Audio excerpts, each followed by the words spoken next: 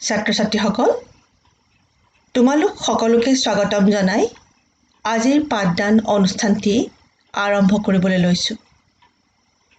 আজিৰ নৱম শ্ৰেণীৰ পাঠ্যপুথিৰ অন্তৰ্ভুক্ত অন্যৰ প্ৰতি ব্যৱহাৰ পাঠটিৰ দ্বিতীয় খণ্ডটি আলোচনাৰ মেজলৈ লৈ আনিছোঁ।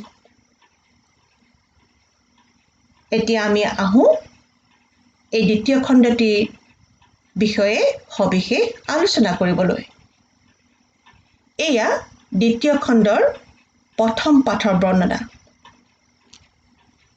সকলোৰে সৈতে মিলেৰে থাকিব খুজিলে আনৰ গুপ্ত কথা লুকাই ৰাখিবলৈ জানিব লাগে। গুপ্ত কথা লুকাই ৰাখিব পৰা এটা ডাঙৰ গুণ। ইয়াত লিখকে কৈছে, গুপ্ত কথা যিয়ে লুকাই ৰাখিব পাৰে সি আটাইতকৈ এটা ডাঙৰ বা মহৎ গুণ। আৰু আমি সকলোৰে লগত মিলেৰে থাকিব খুজিলে আনৰ গুপ্ত কথা লুকাই ৰাখিবলৈ জানিব লাগে। আৰু বহুত মানুহ আছে যাৰ এই গুণৰ অভাৱ, আৰু ইয়াৰ ফলত কি কৰে, তেওঁলোকে বন্ধু-বান্ধৱ হেৰুৱায় আৰু আনৰ গৰিহণাৰ পাত্ৰ হয়। কিন্তু এই গুপ্ত কথা লুকাই ৰখাটো বৰ টান কাম নহয়। আমি যদি নকওঁ বুলি মন বান্ধি থাকোঁ, তেন্তে কোনো আমাৰ পৰা বলেৰে উলিয়াই নিব নোৱাৰে। কিন্তু সমাজত এনে কিছুমান মানুহ আছে যিয়ে কি কৰে, লগৰীয়াক হহুৱাবলৈ লোকৰ গুপ্ত কথা সদৰি কৰে। আৰু এই শ্ৰেণীৰ মানুহৰ স্বভাৱ নিচেই পাতল বুলি লিখকে কৈছে। সিহঁতে লোকৰ বেয়া হওক বুলি মনে জানি গুপ্ত কথা প্ৰকাশ নকৰে। কেৱল পাতল স্বভাৱৰ দুখত হঠাৎ কেতিয়াবা কৈ পেলায়। সিহঁতে নিজৰ গুপ্ত কথাও পেটত ৰাখিব নোৱাৰে, তাকো আনৰ আগত কৈ বিপদ মাতি আনে।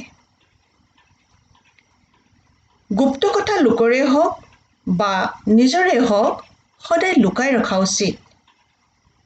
লোকৰ গুপ্ত কথা প্ৰকাশ কৰিলে তাৰ কোপত পৰিব লাগে, আৰু নিজৰ গুপ্ত কথা প্ৰকাশ কৰিলে মানুহৰ গৰিহণা খাব লাগে।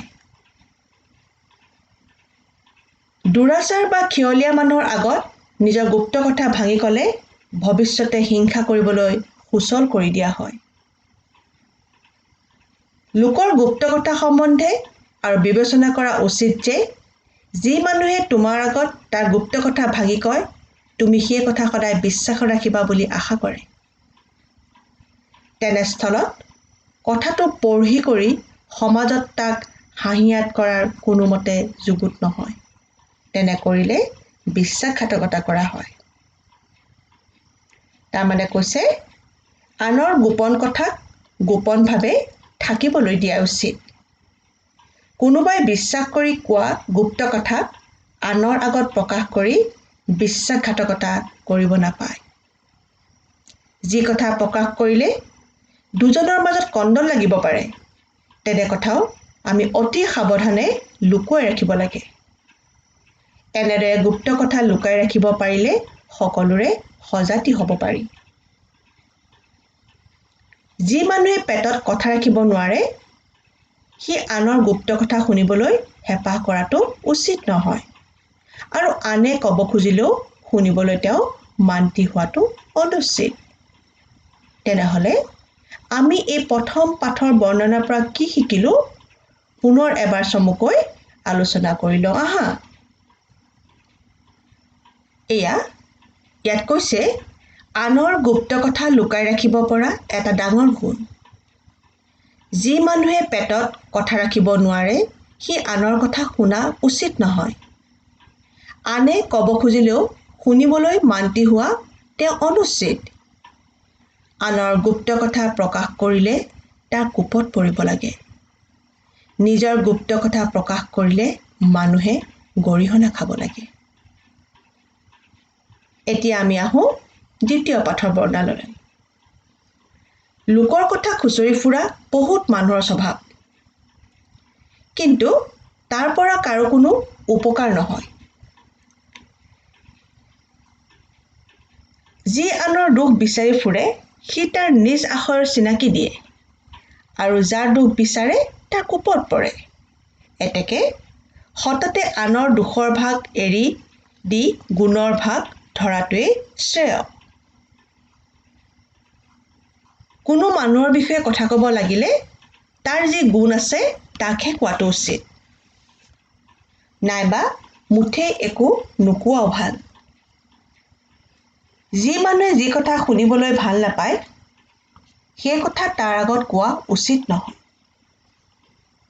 কোনো মানুহৰ শৰীৰত কোনো খুঁত থাকিলে তাক ভেঙুচালি বা বিগতি কৰাটো অনুচিত। আমি তেনে মানুহক কি কৰিব নাপায়, কেতিয়াও আমি ভেঙুচালি বা ইটিকি বা ঠাট্টা কৰিব নাপায়। বিগতি ভেঙুচালি বহুৱাৰ কাম। যিবোৰ মানুহে আনক ভেঙুচালি কৰে, ঠাট্টা কৰে, ইটিকিং কৰে, সেইবোৰ লিখকে বহুৱাৰ কাম বুলি কৈছে। তেনে কাম আনে কৰা অযুগুত। আমি তেনেকুৱা কাম কৰিব নাপায়।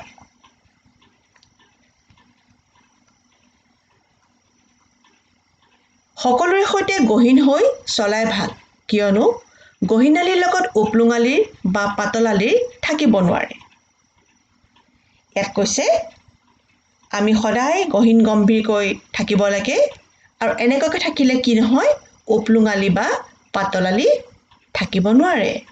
ভেঙুচালি উপলুঙালীৰ ফল। এতেকে য'ত উপলুঙালী নাই তাত ভেঙুচালিও থাকিব নোৱাৰে। আনৰ আগত নিজৰ গুণৰ কথাও বেছিকৈ কোৱাটো অনুচিত, কিয়নো নিজৰ মুখত নিজৰ গুণৰ আনৰ কাণত বিহ যেন লাগে।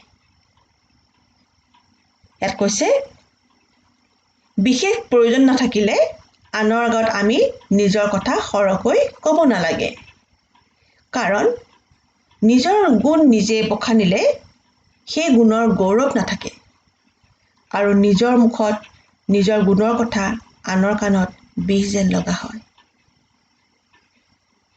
আন মানুহৰ লগত মেল কৰোঁতে বিশেষ প্ৰয়োজন নাথাকিলে নিজৰ কথা সৰহকৈ নোকোৱাই ভাল। আমি কি শিকিলোঁ?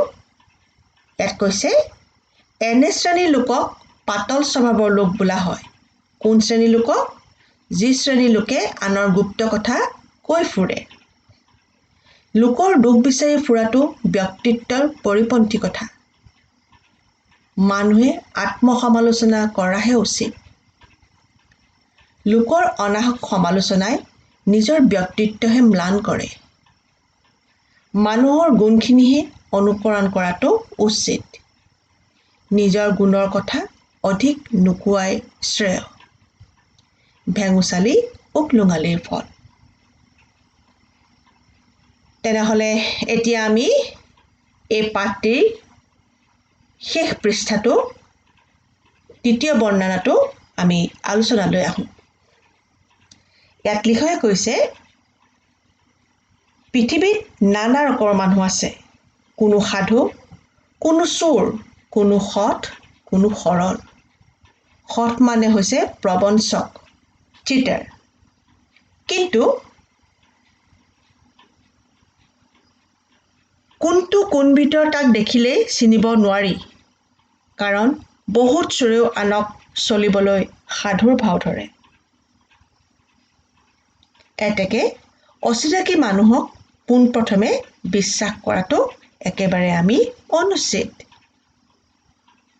কোনোৱে মানুহক সৎ বুলি জানিব পাৰিলে তাৰ লগত সম্বন্ধ ছিঙি দিয়াটো উচিত।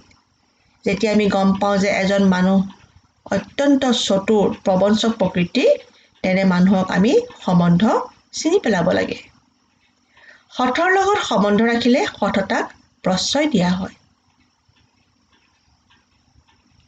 আমাৰ সংসাৰত সদায় জানিবা মানুহৰ অৱস্থা সমানে নাথাকে। একেজন মানুহে আধ্যবন্ত অৱস্থাত মান দেখুৱাই দৰিদ্ৰ অৱস্থাত অমান্য কৰাটো উচিত নহয়। অৰ্থাৎ লোকক সুদিনত সৎকাৰ কৰি দুৰ্দিনত ইটিকিং কৰা স্বভাৱৰ পৰাই মানুহৰ সৰু মনৰ পৰিচয় পোৱা যায়। ইয়াত কৈছে আমি মানুহক সদায় সমানভাৱে সমভাৱে কি কৰিব লাগে আমি ব্যৱহাৰ কৰিব লাগে কাৰণ সংসাৰত মানুহৰ অৱস্থা সদায় একে নাথাকে তাৰপিছতে কৈছে ইয়াতে সামান্য মানুহ ডাঙৰ হ'লেও তাৰ প্ৰতি ব্যৱহাৰ সলোৱা উচিত অৰ্থাৎ তাৰ লগত আগে যেনে ব্যৱহাৰ কৰিছিলা বিদ্যা বুদ্ধিৰ বলত সি ডাঙৰ হৈ উঠাটোৱে তেনে ব্যৱহাৰ কৰা উচিত নহয় তেতিয়া সি তাৰ অৱস্থা অনুৰূপ মান সৎকাৰ কি কৰে পাব লাগে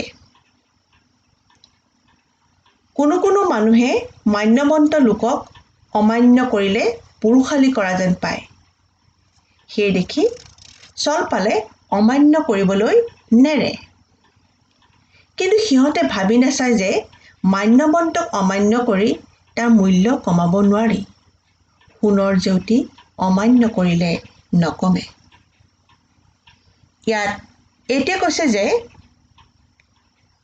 আনক অপমান বা অসন্মান কৰিলেই সেই মানুহজনৰ গুণ কমি যোৱা নুবুজায় তাত কেৱল অপমান কৰোতাজনৰ ব্যৱহাৰ আৰু মূৰ্খতাৰে পৰিচয় পোৱা যায় যিদৰে সোণক অমান্য কৰিলে সোণৰ জেউতি কমি নাযায় এয়া আলোচনাটিৰ সাৰাংশ অচিনাকি মানুহক বিশ্বাস কৰাটো অনুচিত সৎ বা প্ৰবঞ্চক বুলি জনাৰ পিছত তেনেলোকৰ লগত সম্বন্ধ ৰখা উচিত নহয় তেনে কৰিলে সততাক প্ৰশ্ৰয় দিয়া হয় মান্যৱন্ত লোকক অসন্মান কৰি বহুতে পুৰুষালী কৰা বুলি ভাবে সুদিনত সৎকাৰ আৰু দুদিনত ইটিকিং কৰা সৰু মনৰচি একেদৰে মান্যৱন্তক অপমান কৰাটো পুৰুষালী নহয় কিয়নো সোণৰ জেউতি অমান্য কৰিলে নকমে তলতীয়া বা সামান্য মানুহবিলাকক সদায় মৰম কৰা উচিত তেওঁলোককো তুমি বুলি সম্বোধন কৰাহে উচিত পাঠত লিখকে কৈছে যে আমি কেতিয়াও কোনো মানুহক তই বুলি সম্বোধন কৰিব নাপায় কিয়নো তই হৈছে এটা অতি নিকৃষ্ট শব্দ তেনেহলে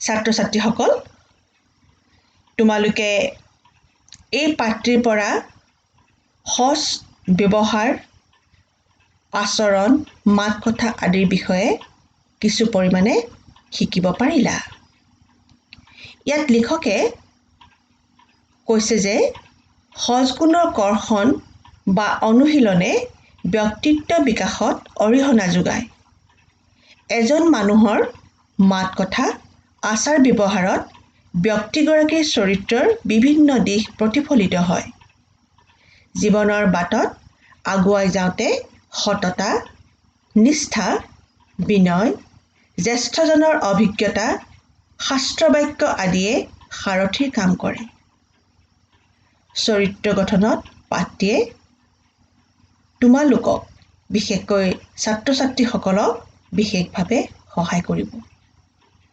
ধন্যবাদ